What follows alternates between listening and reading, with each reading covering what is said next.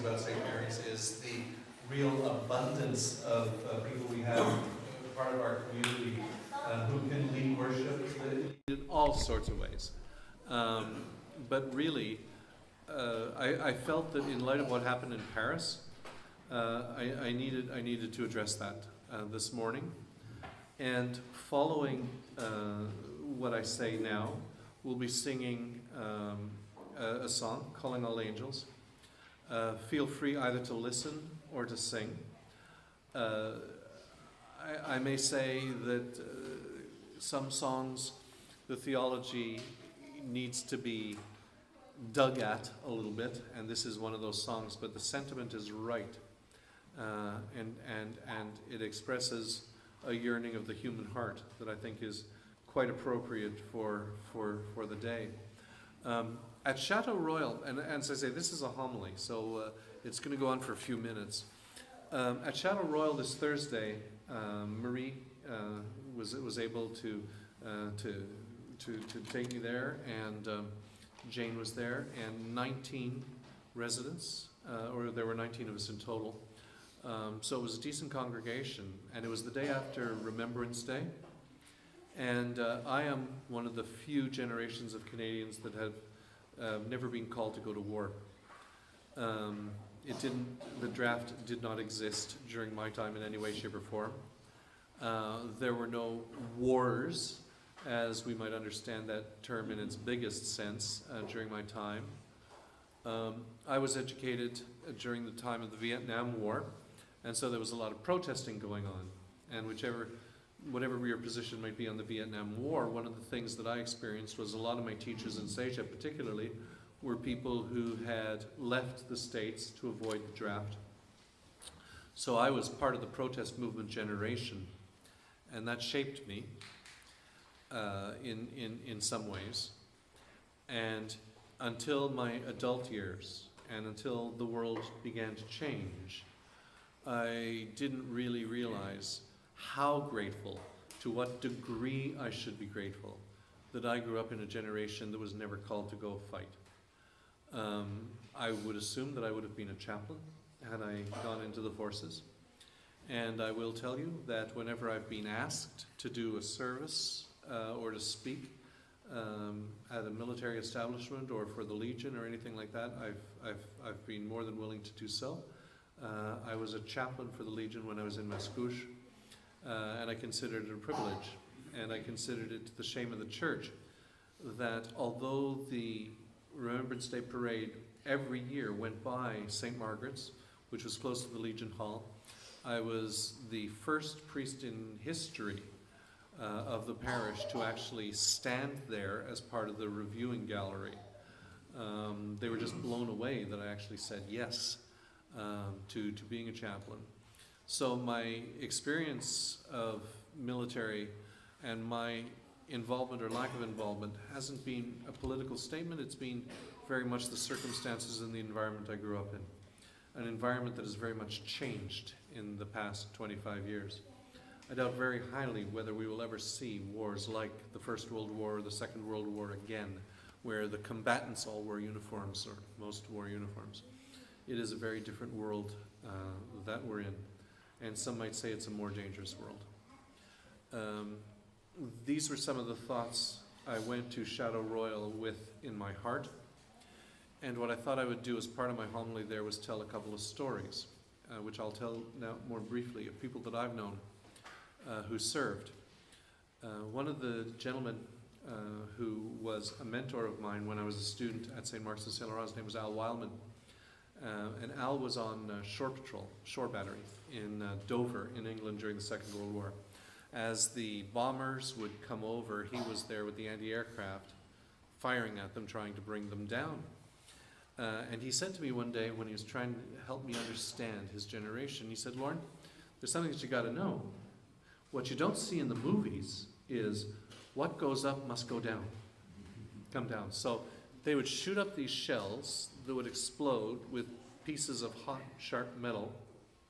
And about 5 minutes later, the guys on shore battery would hear zing, zing, zing, as these would come down right on top of them. And he said, so Lorne, we'd put on our little tin hats, and we'd go in our tent and play cards until it was over. You know, he said we just felt we needed to be protected. How ridiculous. How ridiculous. Last year, I did a funeral for a man named Ray, who was one of our regulars at Vivalis. One of his colleagues from the military came to that funeral. I believe he was 96 years old. And he was part of Ray's artillery unit. I think his squad was either 4 or 6, I'm not sure. And this gentleman was there. Some of you might have met him. In the very entranceway of our church, he told me of his connection with Ray, that they were on the same squad, artillery squad. And then he went on to describe some of the things that happened in his military experience. And he was part of the D-Day landing. And he says, you know, what happens is, in the movies and you see the infantry coming ashore and all the rest of it. But after that happens, after that comes things like the tanks and the artillery.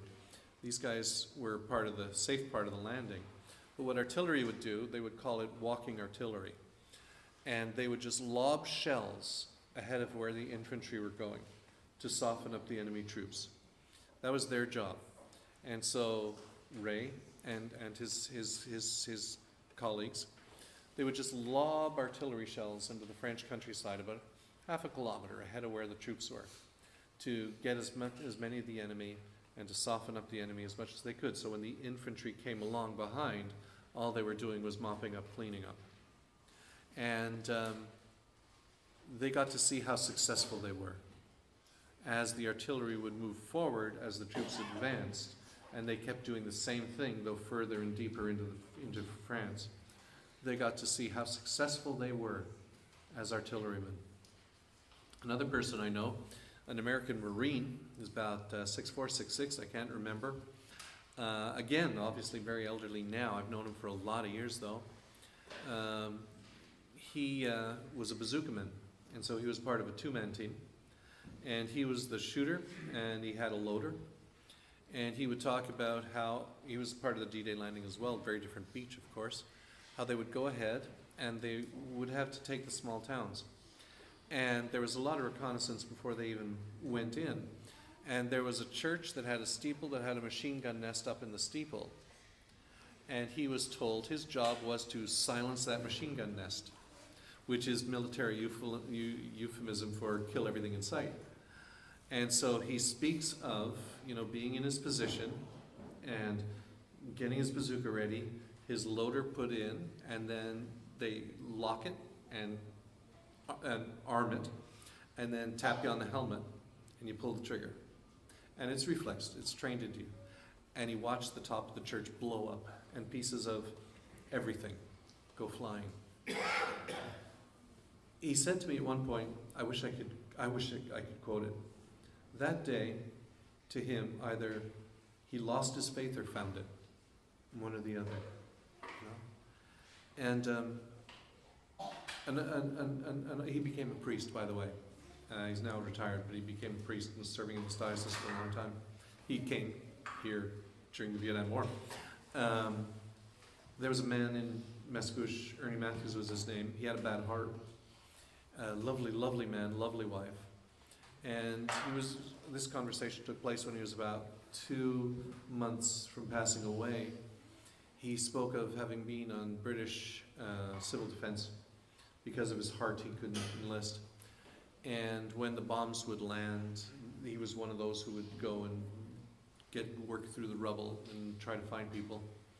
And this particular time, he saw a hand and an arm. And he reached to get and hopefully drag this person out. Well, all he got was a child's hand and arm. And he said he lost his faith that day.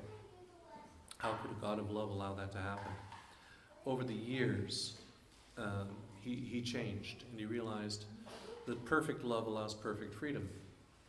And that the problem is not God's lack of love. The problem is that in our perfect freedom, we have hearts of love and hearts of hate as well. And that's a shorthand answer for during a homily. But you could tell that he spent a lot of years working through the problem of human suffering. And I wasn't going to add this one. I'm going to add this one. I've never added this one. I've never told this one before.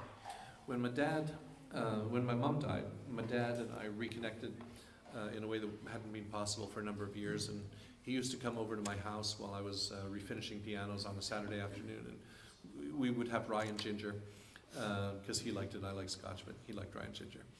I liked rye and ginger too. And he'd just start talking. And so he had never, ever said anything about his war stories to me, or any of us, in fact. But this one particular Saturday afternoon, it was a fall. My dad was in signals, communication, stationed in St. John's, Newfoundland. And he was one of the ones responsible for signals to the North Atlantic run, the convoys. And of course, most of the time there was radio silence. But one of the few times when there wasn't radio silence was when the U-boats were torpedoing the convoy. Now, I don't know if you've ever thought about this, or if you've ever noticed it in a movie, but if there's like 60 or 100 ships and one of them's torpedoed, despite the fact that they could probably save a lot of the people on the boat that got torpedoed, they don't stop. The convoy keeps going. Because if they stop, they're all dead. And the material and the people that are going over in those convoys need to get where they were going. So even though sometimes it was hours before the boat went down, nobody would stop for them. So when a boat was torpedoed, if it sank, or if it was going to sink, everybody on board knew that they had minutes, maybe hours left to live. And the signals would be going back and forth to my father, telling him what the status was. And then at some point the signals, the communication would just stop. And my father said that's when he and his colleagues used to go out around behind the communications hut. They had a special place where they'd go to throw up, because they knew that hundreds and hundreds of people had just died. So there's some more stories. We're in a very different world. We're in a world where it is easy to buy automatic and semi-automatic weapons. There's no shortage of them. It's an easy market. We know that there are Canadian teenagers, Canadian adults, that have gone over to fight with ISIS and other groups. We know that it is a world war, and only because of oceans has Canada basically been spared at this point. But if we think that this is not going to come, what we saw in Paris is not going to come to Canada, we're being Pollyanna. The security forces need to be accurate 100% of the time. The terrorists only need to be accurate once. That's not a Tardy original, by the way, but it is true. And no security force can be accurate 100% of the time. And we see that in the minds of some, there are no non-combatants. There are no non-combatants. It used to be army against army, and the penalty for taking off your uniform or wearing the other person's uniform to sort of scoot through their lines, great penalties for that. Uniforms don't count anymore. Everybody has a target on them. And we saw that in Paris in a way that we haven't seen it before. I heard, I don't know whether it's true, but I heard, so I'll repeat it, that this is the first time that there has been a multi-pronged attack coordinated all at the same time in the same region in the way that this took place. It is going to happen again. It is going to happen again. That is the type of world we live in.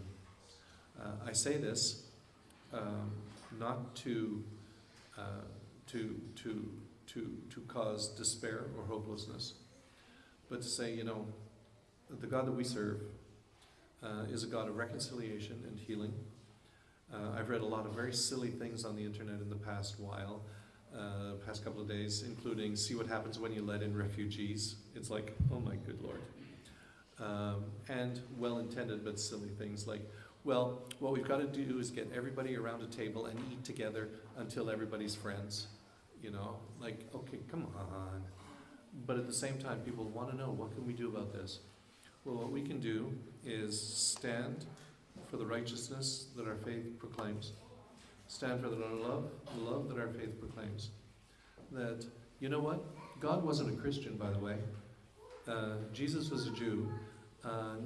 God wasn't a Christian. A Christian is somebody who has accepted the salvation offered through Jesus. God is beyond that. He's over all. As we come into relationship with God through Jesus, we find our hearts transformed more and more into the loving nature that Christ came to make possible. And that's our job. That's our job as Christians. To intentionally choose love. And not only to choose it, but to choose to live it and to act it. And in sometimes dangerous and sometimes confusing times, I can't think of a better call that at a time when we look at what happened in Paris particularly, and the horror of it, to say, God, here I am.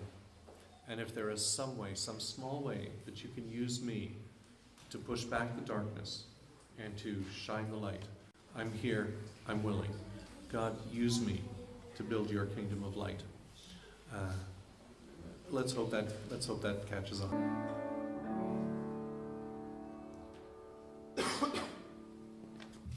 So as I came to prepare for today with more than 1 hour's notice, which was why you get a fancy flowchart as well as just words, as usual, I started to think, well, what do I talk about?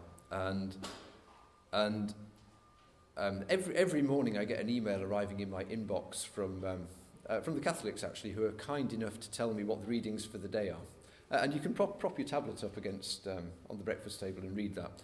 And this week, as it so happens, all of the readings have been quite apocalyptic. They've been about end times, about Jesus as lightning flashing across the sky. And in some ways it would have been a natural thing to preach on.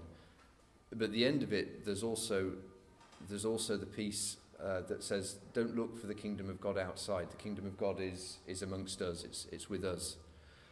So rather than talk about the readings, I've also been reading a book about imperfection, and so I've got as far as the preface. So there is so there is a lot of opportunity for more talks on this book before we get to the end of it. So instead of talking about the readings, I'm going to talk a little bit about my week and some of the things that happened this week and how this book relates to them. And it is not a talk with answers, it's a talk with questions. And the only questions they're very simple. It's just about, how do you love the Lord your God with all your heart, with all your soul, with all your mind, and with all your strength? And how do you love your neighbour as yourself? And how do you live life to it in its fullness as God would want? So there's no real challenge here. It's just minor questions but it is more about questions than answers today. So the story starts last Saturday. Last Saturday was a slightly crazy day. It had pumpkin soup making in the morning. It had Ella doing a diving show down at Point Clare where the time moved about. Anything to do with diving, apparently, the time moves about very fast and very rapidly. I don't know quite why. And Daniel had orchestra. And as the day unrolled, Daniel was kind enough to say to me, Dad, did you know that orchestra isn't at the usual place today? So, no, I didn't. I'm glad you told me that. So, and I even checked the piece of paper, and yeah, you're right. November the 14th. It's somewhere else. It was at the Westmount Arena, in fact. So I googled the Westmount Arena, which is obviously how everybody finds everything these days. And we went downtown. We were in good time. Now, I will warn you, just in case it ever happens to you. If you Google the Westmount Arena, you arrive at the Forum. You do not arrive at the Westmount Arena. And I know that I'm not the first person who has done this, because arriving at the Forum and looking around and thinking, this is wrong, I went to the first store and asked them, is this the Westmount Arena?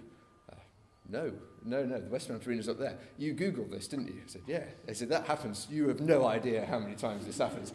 Okay, well, we'll go to the Westmount Arena. So we drive to the Westmount Arena. There is people playing ice hockey there, which is a perfectly reasonable thing to do in an arena. Of an orchestra, there was no sign. So we looked around, we puzzled, and then, and I have to admit, Daniel is getting a bit stressed by this point because he wanted to go to orchestra. I'm getting a bit stressed at this point because I want him to get to orchestra and I want to get back for Ella's diving show, which is at 1 o'clock. So we're starting to get a bit more stressed. Nevertheless, I phone a friend, and she phones another friend, and I phone that friend, and Pat, who you probably know from time to time, who's come here, says, "Oh, it's funny you should say that, because next week at Victoria Hall there's a big show on, and it's the Christmas fair, and it's all closed up and everything. But this week there's nothing at all going on." Daniel, did we look at the wrong sheet? And sure enough, I'd seen what I expected to see rather than what was really written. So actually, it's next week, yesterday, that it was at the other place. So we go, but this time I'm stressed, and I'm sure I'm transmitting that to Daniel. He is definitely stressed and getting kind of cross with me because I didn't check, and I'm getting probably cross with him because he told me duff information, and it's not going very well, really not going very well. So what do I learn from this? Well, firstly, I learned that there are angels, and after it'd been to, there was the angel of Maria, as it was, and Pat, who helped me. There was also the angel of the lady who runs the orchestra, who, when I came in and I was still kind of stressed when I picked him up, kind of rubbed my shoulder and said, he came in, he was obviously stressed. I rubbed his shoulder, I told him it was okay, and it was essentially by telling him that told me the same thing. But I was so mad with myself and so angry with myself about having done this, because I'd let the children down, I'd missed other show.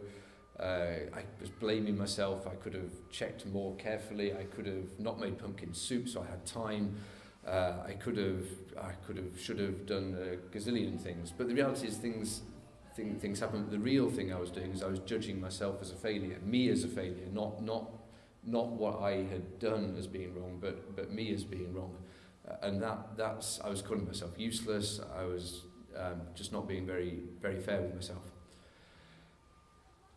And then, and by doing that, I was transmitting that for sure to Daniel, who could see that his dad was getting stressed. And that's not the example that I want to set him, that when things go wrong, you get stressed, you get angry, you get frustrated, and so on.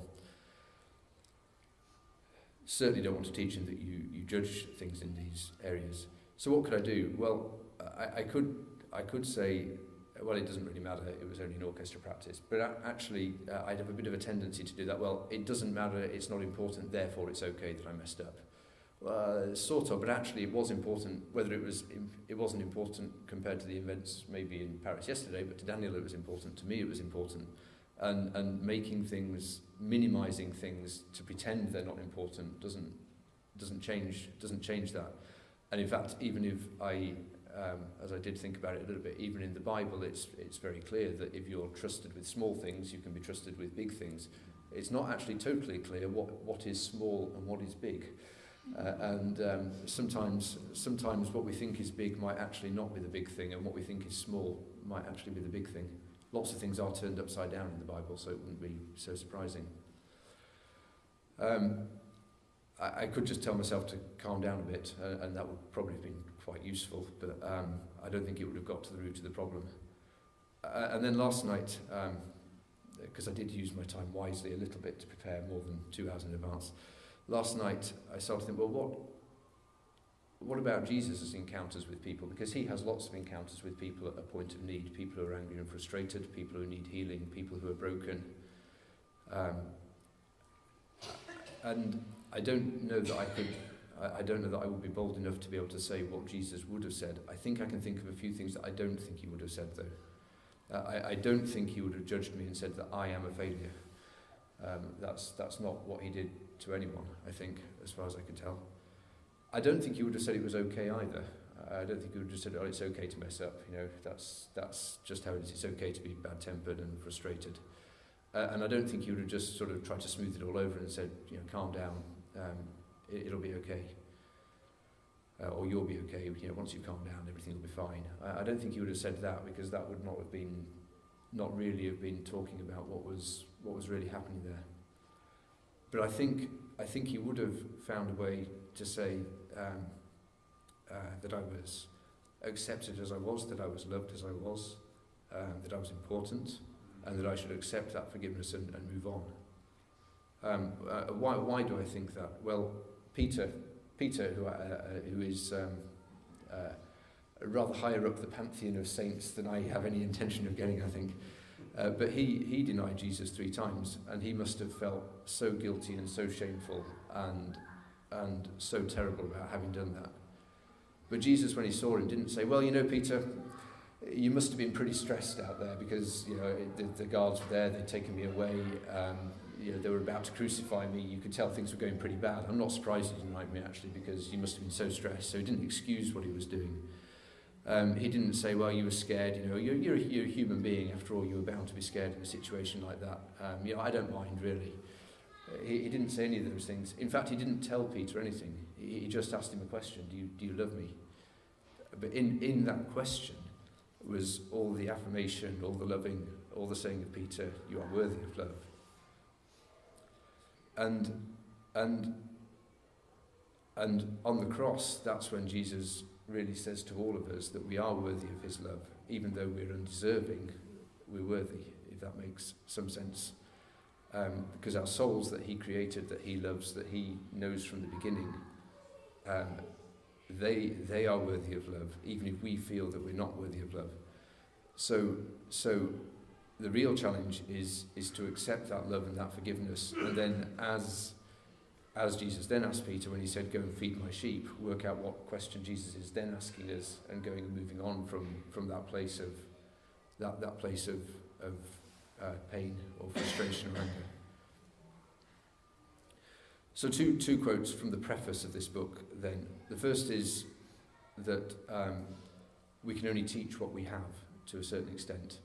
And whereas I think you can explain things that you can't necessarily do, and somebody else can maybe take those on further, can understand more, I think there's a very great truth that we can only show people how to live if we can do it ourselves a little bit. And it doesn't matter how many times I would tell Daniel, well, don't be stressed when that sort of thing happens, take it in your stride, it's okay, you're not a failure, or I'm not a failure. If that's not what I'm acting, that's not what he's going to see. So some of the accepting we're worthy is to be able to move on to understanding that, or from my perspective, moving on to understand that I am worthy of that, and I don't need to judge myself.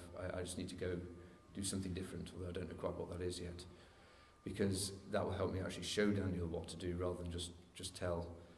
And the other thing is that knowing and understanding is good, but maybe we need to treat, or maybe I need to treat myself more gently. Maybe we need to love ourselves differently to how we do, not instead of loving other people or loving God, but as part of loving other people and loving God. So I think the first part of, which I think does make sense from the preface of this book and from my experiences of the week, is that some interpretation of what does it mean to love your neighbour as you love yourself is worth thinking about. Maybe it means we should love ourselves differently as well as we should love our neighbours differently. And that was my talk for this morning.